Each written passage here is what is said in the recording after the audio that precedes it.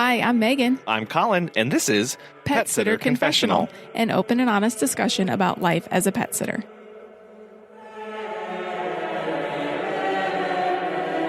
Hi, welcome to episode 177. Hello. If this is your first time joining us, welcome.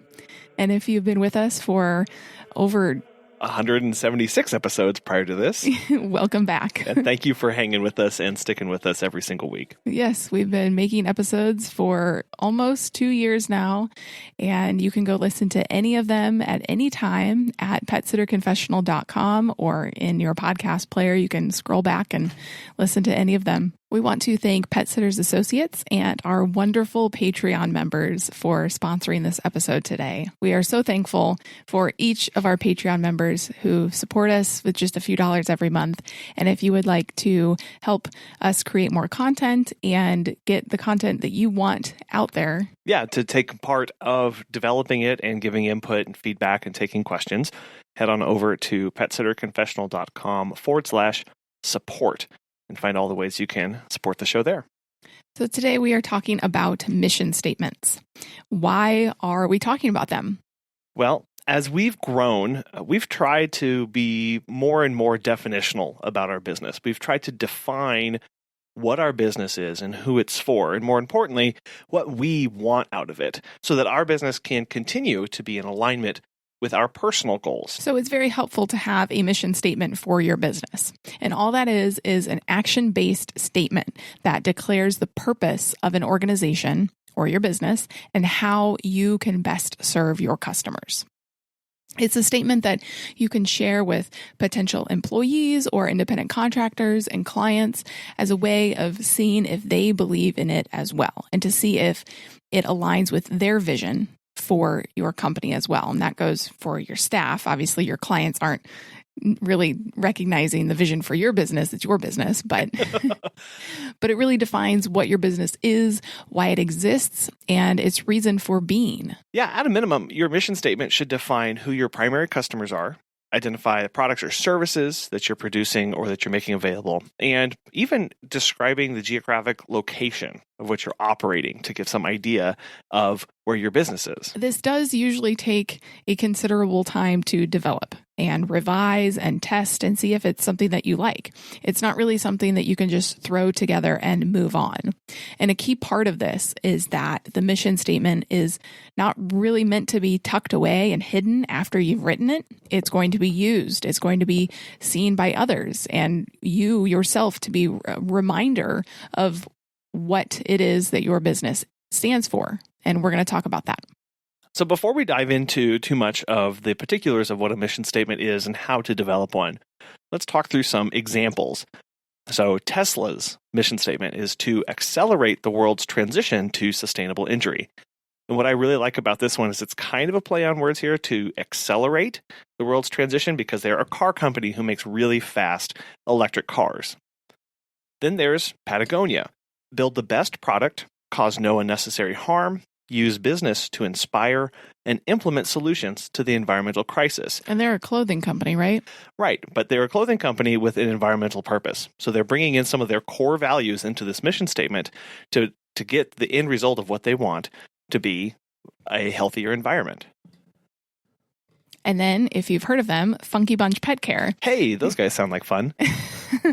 To provide exceptional personalized pet care so your pet becomes part of our family. And I actually found a mission statement generator on the internet. And so I plugged our information in. Cheater. And it said, our mission at Funky Bunch Pet Care is giving pet owners peace of mind with originality, pride, and authenticity.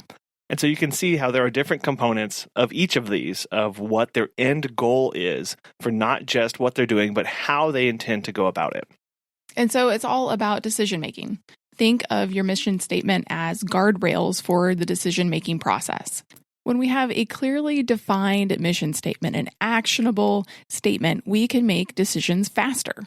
So how many times have you come up against a decision that needs to be made and you had no idea what to do? That has happened to us many times. Almost constantly. Yeah. Do you want to expand into a new area? Do you want to raise prices? Should you fire the employee? Well, each time a business decision comes up, compare it to your mission statement and see which decision gets you closer to living your mission.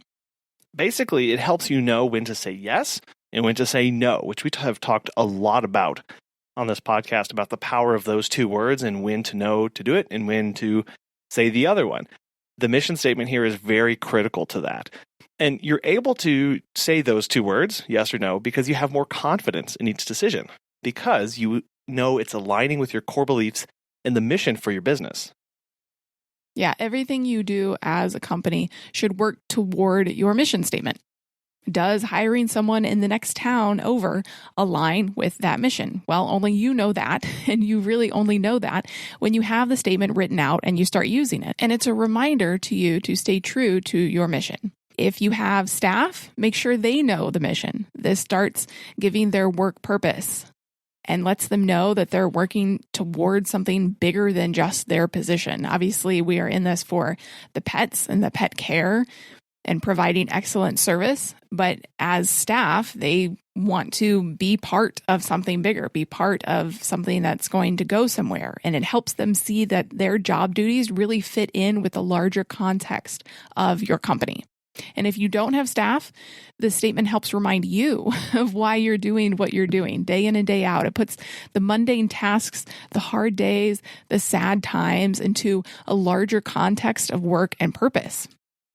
And that's really the power of the mission statement here. It gives our work purpose. It gives our staff's work purpose. And it really acts as a unifying agent when times get tough or there are disagreements or, again, hard days. Even if you and your staff disagree on a particular decision, you can all agree that everyone is working towards the mission of the company. And that's really powerful when we are able to come up to a decision or come up to a problem and know that we have this statement over here that's going to be our guiding principle, that is going to be our guide rails for how we work and how we navigate through that. Not just by ourselves if we're a solopreneur, but also on our team. It helps everybody be on the same boat, on the same page, working towards the same goal. The power of that is that then you are working together. You're not working against each other. And you have that commonality that you can bring people from diverse backgrounds, diverse inputs, diverse goals for their personal lives, and know that all that's being set aside to work towards this one mission, this one goal for the company. And when everybody's behind that, you're going to reach those goals a lot faster than you could ever have done it by yourself, or if there was nothing bringing everybody together. And when I say the word goal here, I'm talking about the goal of how we want the company to operate. This is the idealized version of the company. When we say out words of excellence and pride and exceptionality, those are what we are striving to do and what we believe our company is founded on and the core values that we're bringing forward.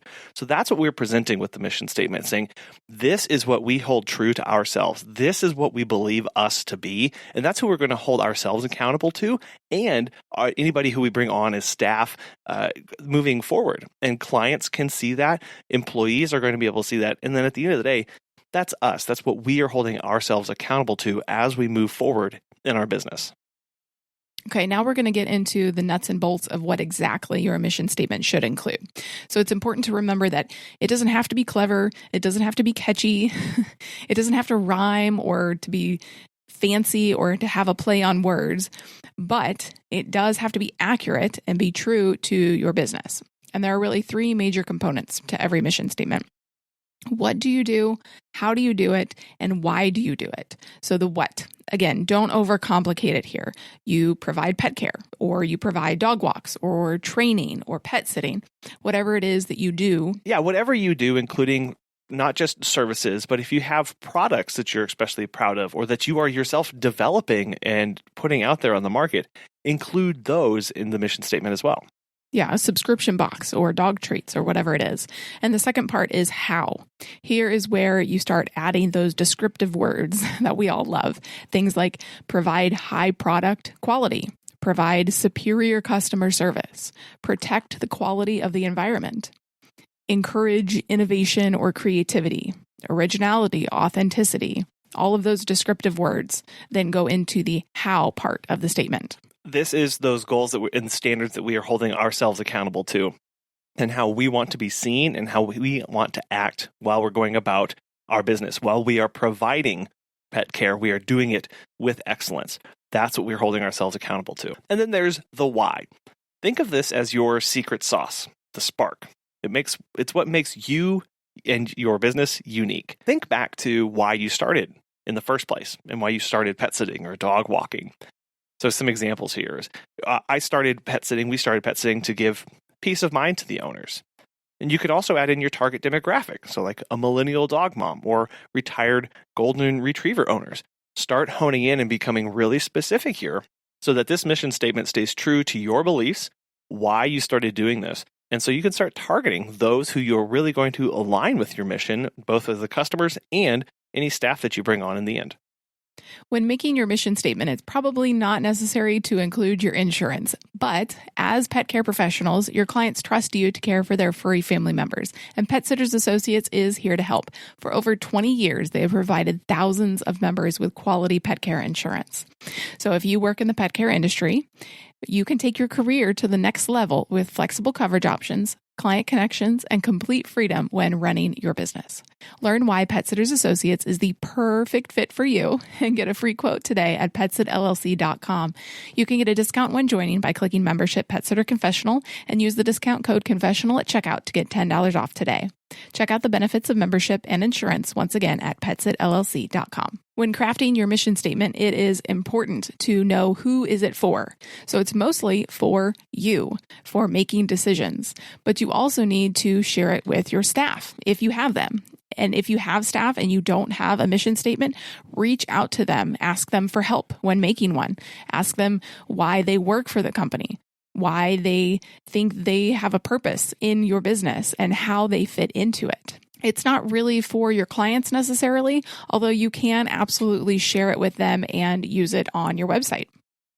Yeah, there is an increasing trend of companies sharing their mission statement, sharing their core values with potential clients to make sure that they are all in alignment.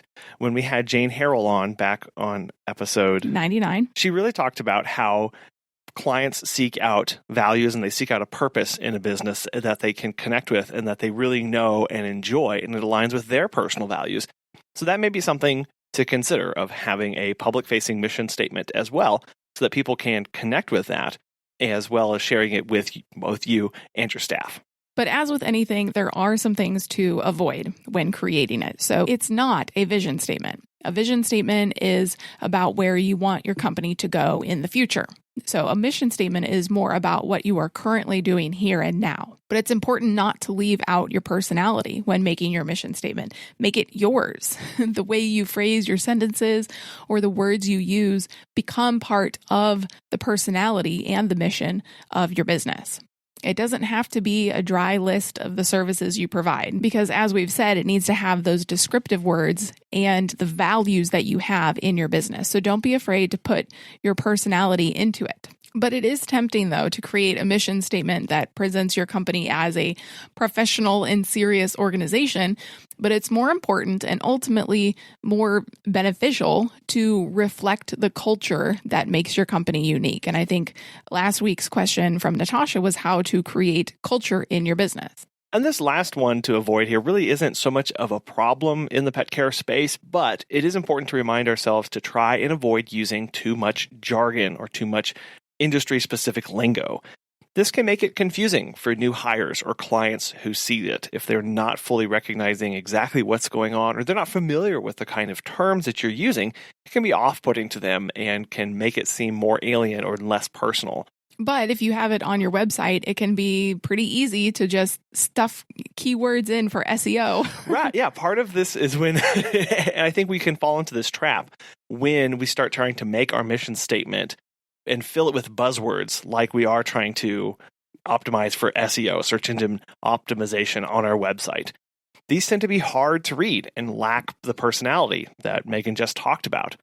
The best possible mission statements consist of simple, clear language that directly communicates our purpose to us, to our clients, and to our staff. And so part of this is having we're talking about a business mission statement, but also you can have a personal mission statement for your personal life. Right. And obviously, as the business owner and as a person, the two statements will be related, and you can view your business as a way to meet your personal mission statement. And all the things that we've talked about the do's and don'ts for a business mission statement also go in line with your personal mission statement. They help you in making decisions in your personal life. Should you do things? Should you not do them? Who should you bring on? What's your next step? How do you want to be seen? How do you want to be held accountable? All of those go for our personal lives as well. So when we have a personal mission statement and a business mission statement, and they're working in tandem, when they're in alignment, that's something we've talked about a lot. Is your business aligned with your personal goals, with your personal values? If your business mission statement is aligned with your personal mission statement, it's a lot easier to make decisions, to make sure that you're continuing to progress forward and you're being consistent across all areas of your life. And then once you have that mission statement, what do you do now?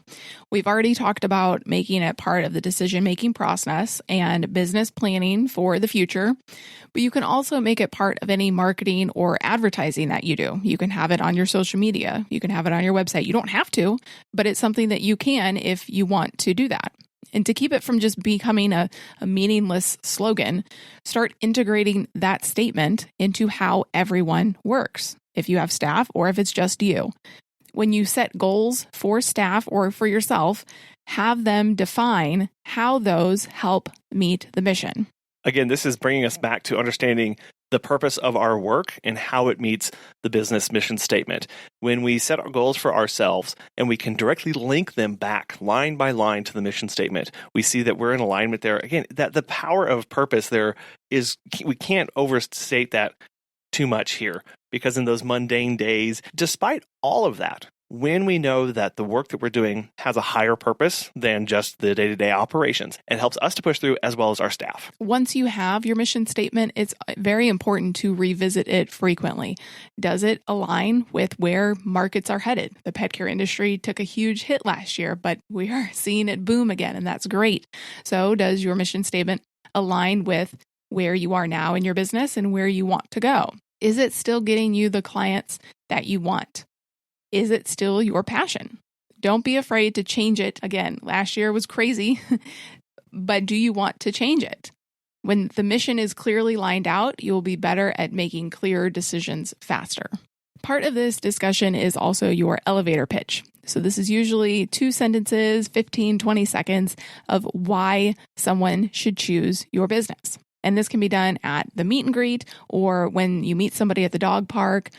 But usually at the meet and greet, you shouldn't be selling yourself. If your social media and your website have done a good job of communicating your business, and the general vibe of your company, you shouldn't have to sell yourself at the meet and greet. Yeah, you can talk to your clients about Area 51 and how many times each of them have been married instead, as happened to me recently. Yeah, so the meet and greet isn't a time for the hard sell. It's a time for addressing any questions. And through how you present yourself at the meet and greet, you will be selling yourself. But it's not a time for the hard sell. It's more for passively selling through your actions, through your questions, through your interaction. So the difference here, the mission statement is your why. Why do I do what I do? What's the purpose? What's my mission in life for my business? Why am I doing this work? The elevator pitch is for potential clients. It's more about the how you do your business and convincing them, again, pitching yourself to convince them to sign on. So when we use them in tandem, we get a holistic picture of what our business is and why we do what we do and how we do it. If you already have a mission statement or have never thought about this at all, we would love to know what you come up with. Or if you've had one for a long time, we'd love to know that too. How did you develop it? How do you use it? How does it guide your business? You can let us know on Facebook and Instagram at Pet Sitter Confessional. We also have a Facebook group, Sitter Confessionals, where you can ask questions of other pet care providers, or you can give us a call, 636-364-8260. This week's question for Natasha talks about hiring someone to fit your business culture. For a lot of people in their businesses, they may be currently solo, right? And they may be looking to hire. Yeah. So how can they take that next step and start hiring for those kind of intangibles so that they'll be a good fit for the culture that they want to build? Absolutely. So it all starts with knowing your zone of genius, okay? So when you know what you do really well, you want to then find all the people that can complement what you don't do well. I hear it all the time. They're like, I hire like people who act like me.